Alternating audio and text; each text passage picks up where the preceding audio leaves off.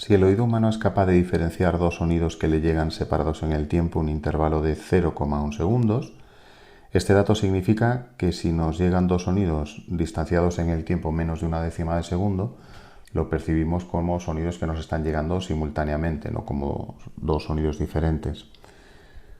Pues sabiendo eso, hemos de averiguar cuál es la distancia mínima a la que debe estar de una pared de una persona para que se perciba el eco. Nos piden además que lo resolvamos considerando una única reflexión de las ondas. El eco consiste en que la persona va a emitir un sonido, la primera vez que lo recibe es justo cuando lo emite, y después volverá a recibir ese mismo sonido un rato más tarde, para que lo perciba como sonidos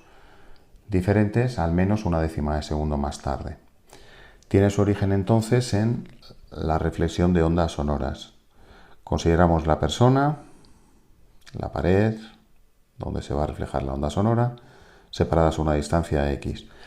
Si queremos que la distancia sea mínima y haya una única reflexión,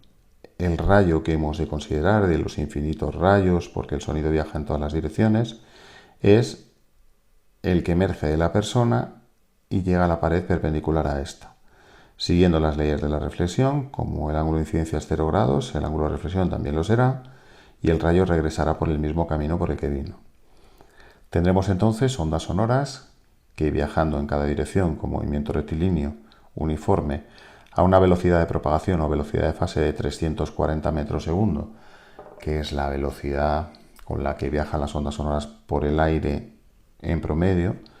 pues esas ondas sonoras deben recorrer X metros de ida y lo han de hacer, por tanto, en la mitad del tiempo y otros X metros de regreso en la otra mitad del tiempo. Como en movimiento rectilíneo uniforme, la celeridad, que es la velocidad de fase, se puede encontrar dividiendo el espacio recorrido, que aquí es X, entre el tiempo a recorrer, lo que será la mitad del intervalo.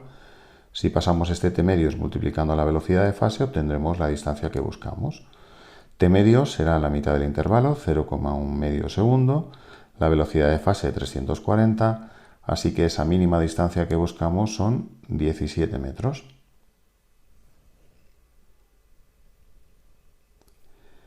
Lo hemos resuelto con una única reflexión porque lo pedía así el enunciado, pero en realidad la distancia a la pared podría ser más pequeña si sucediese como en la figura. Llega el rayo, se refleja una primera vez en el suelo, ahora, siguiendo la ley de la reflexión, ángulo de incidencia igual ángulo de reflexión, rebota y se dirige hacia la pared. De nuevo una segunda reflexión, ángulo de incidencia igual ángulo de reflexión y el rayo termina llegando a la persona. Si se diese esto, si después de reflejarse dos veces